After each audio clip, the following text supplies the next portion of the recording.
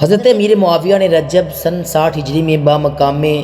دمشق لقوہ میں مبتلا ہو کر وفات پائی۔ آپ کے پاس حضور سید عالم صلی اللہ علیہ وسلم کے تبرکات میں سے ازار شریف، ردائے اقدس، قمیض مبارک، موئے شریف اور تراشہائے ناخن ہمایوں تھے۔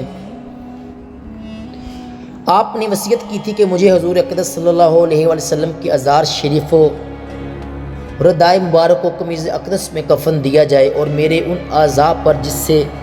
سجدہ کیا جاتا ہے حضور اقدس صلی اللہ علیہ وسلم کے موئے مبارک اور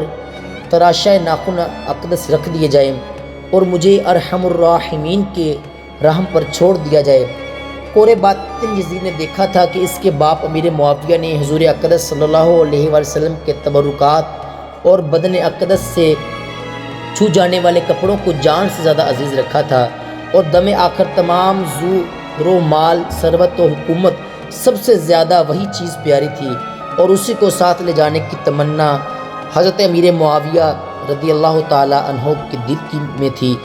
اس کی برکت سے انہیں امید تھی کہ اس ملبوس پاک میں بوئے محبوب ہے، یہ مقام غربت میں پیارا، رفیق اور بہترین مونس ہوگا، اور اللہ تعالیٰ اپنے حبیب صلی اللہ علیہ وسلم کے لباس اور تبرکات کے صدقے میں مجھ پر رحم فرمائے گا۔ اس سے وہ سمجھ سکتا تھا کہ جب حضور سید عالم صلی اللہ علیہ وسلم کے بدن پاک سے چھو جانا ایک کپڑے کو ایسا بابرکت بنا دیتا ہے، تو حسنین، کریمین اور آل پاک علیہم رضوان جو بدن اقدس کا جز ہیں، ان کا کیا مرتبہ ہوگا اور ان کا کیا احترام لازم ہے۔ مگر بد نصیبی اور شقاوت کا کیا علاج۔ امیر معاویہ رضی اللہ تعالیٰ عنہ کی وفات کے بعد یزید تخت سلطنت پر بیٹھا، اور اس نے اپنی بیعت لینے کے لیے اطراف و ممالک سلطنت میں مکتوب روانہ کیے۔ مدینہ طیبہ کا عامل جب یزید کی بیعت لینے کے لیے حضرت امام حسین رضی اللہ تعالیٰ عنہ کی خدمت میں حاضر ہوا، تو آپ نے اس کے فسق و ظلم کی بنا پر اس کو نااہل قرار دیا اور بیعت سے انکار فرمایا۔ اسی طرح حضرت زبیر رضی اللہ تعالیٰ عنہ نے بھی۔ حضرت امام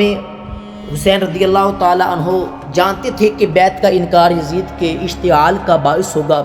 اور نابکار جان کا دشمن اور خون کا پیاسا ہو جائے گا، لیکن امام علی مقام رضی اللہ تعالیٰ عنہ کی دیانت و تقویٰ نے اجازت نہ دی کہ اپنی جان کی خاطر نااہل کے ہاتھ پر بیعت کر لیں اور مسلمانوں کی تباہی اور شرع و احکام کی بے حرمتی اور دین کی مضرت کی پرواہ نہ کریں۔ اور یہ امام جیسے جلیل الشان فرزند رسول صلی اللہ علیہ وآلہ وسلم سے کس طرح ممکن تھا؟ اگر امام رضی اللہ تعالیٰ عنہ اس وقت یزید کی بیعت کر لیتے تو یزید آپ کی بہت قدر و منزلت کرتا اور آپ کی عافیت و راحت میں کوئی فرق نہ ہو آتا، بلکہ بہت سی دولت دنیا آپ کے پاس جمع ہو جاتی، لیکن اسلام کا نظام درہم بھرم ہو جاتا اور دین میں ایسا فساد برپا ہو جاتا جس کا دور کرنا بات کو ناممکن ہوتا۔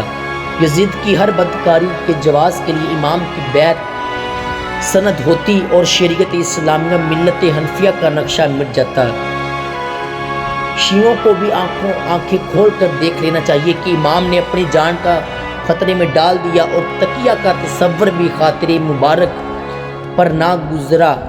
اگر تقیہ جائز ہوتا تو اس کے لیے اس سے زیادہ ضرورت اور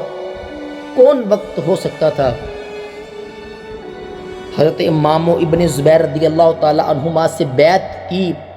درخواستیں اس لیے پہلے کی گئی تھی کہ تمام اہل مدینہ ان کا اتباع کریں گے۔ اگر ان حضرات نے بیعت کر لی تو پھر کسی کو تحمل نہ ہوگا، لیکن ان حضرات کے انکار سے وہ منصوبہ خاک میں مل گیا اور یزیدیوں میں اسی وقت سے آتش اناد بھڑک اٹھی اور بضرورت ان حضرات کو اسی شب مدینہ سے مکہ مکرمہ منتقل ہونا پڑا، اور یہ واقعہ 4 شعبان سن 60 ہجری کا ہے۔